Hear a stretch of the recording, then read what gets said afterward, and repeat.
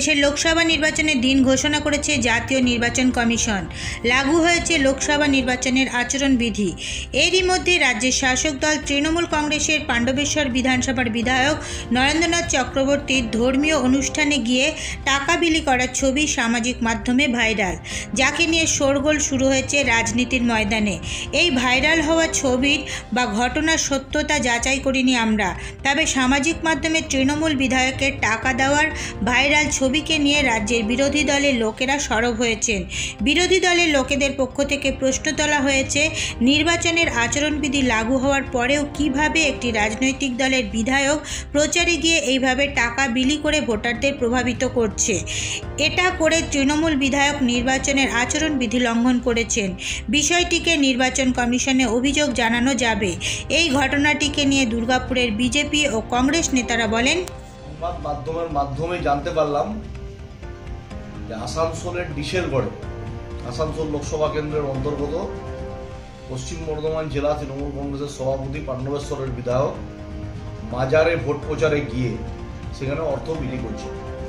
যদি ধর্মস্থানে গিয়ে ভোটের এমসিসি লাগু হওয়ার পর সেখানে গিয়ে যদি অর্থ প্রদান করেন, সেটা সম্পূর্ণ নির্বাচন কমিশনের যে গাইডলাইন আছে সেটাকে ভায়োলেশন করছেন উনি। আর যদি প্রচারে না গিয়ে করতেন তাহলে এটাকে অন্যভাবে দেখা গেলেও দেখা যেতে পারে। কিন্তু যেখানে ভোট ডিক্লেয়ার হয়ে গেছে, ওনাদের ওখানে প্রার্থী দিয়েছেন এবং তার সাথে এমসিসি লাগু হয়ে গেছে, এর মতো গহিত অপরাধমূলক কাজ আমরা যে স্তরে অভিযোগ করার দরকার নির্বাচন কমিশনের সেই স্তরে অভিযোগ করব। এই ধরনের লোকেরা সবসময় ভোটারদেরকে প্রভাবিত করে ভোট কেনার চেষ্টা করেন। এটা তার জ্বলন্ত উদাহরণ।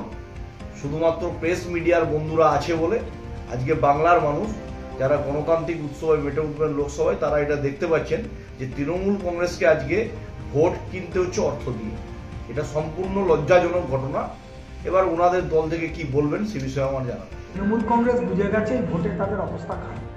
বহিরাগত প্রার্থী মাইনরিটিরা তাদের থেকে দিনের পর দিন সরে যাচ্ছে এবং তাদের যে কালো টাকা আছে, চাকরি চুরি, কয়লা চুরি, বালি চুরি, গরু চুরি, চাকরি সমস্ত টাকা তারা এখন সেগুলোকে বন্টন ব্যবস্থা করছে।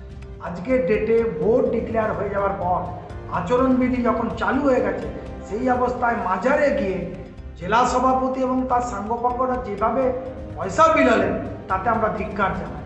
আমরা এটা নিয়ে নির্বাচন কমিশনকেও কমপ্লেন করব যাতে এর একটা বিহিত ব্যবস্থা হয়। কারণ কোনোভাবেই আমরা চাইব না যে তারা যাদের ভোট এসছে বলে তারা বিভিন্ন সম্প্রদায়ের মধ্যে টাকা বিলি ব্যবস্থা করে সেই ভোটকে তারা খরিদারি করবে। সামাজিক মাধ্যমে তৃণমূল কংগ্রেস বিধায়কের ভাইরাল হওয়া ঘটনাটিকে নিয়ে দুর্গাপুর পূর্বের তৃণমূল কংগ্রেস বিধায়ক তথা রাজ্য সরকারের মন্ত্রী প্রদীপ মজুমদার বলেন, আমার ধারণা এটা অনেক পুরনো ছবি হবে। নির্বাচন আচরণবিধি লাগু হওয়ার পরে এইভাবে টাকা দেওয়া যায় না।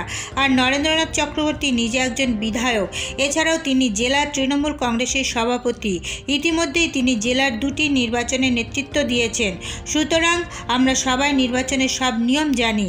মনে হয় এটা নির্বাচনের আচরণবিধি ঘোষণার আগেই ঘটেছে। যতদূর জানি গতকাল এবং পরশুও আমার সঙ্গে অনেক সময়টা কাটিয়েছে নরেন্দ্রনাথ চক্রবর্তী মহাশয়, আমাদের জেলা সভাপতি, বিভিন্ন কারণে আমার সঙ্গে ছিলেন এবং আমার এই ধারণা এটা বহু পুরনো ছবি হবে। মানে এমসিসি লাগু হওয়ার পরে কোনো অনুদান কাউকে এইভাবে দেওয়া যায় না। সেটা নরেন্দ্রনাথ চক্রবর্তী নিজে একজন বিধায়ক, সবে নির্বাচন পেরিয়েছেন, তারপরে উনি 2টো নির্বাচন সংগঠিত করেছেন।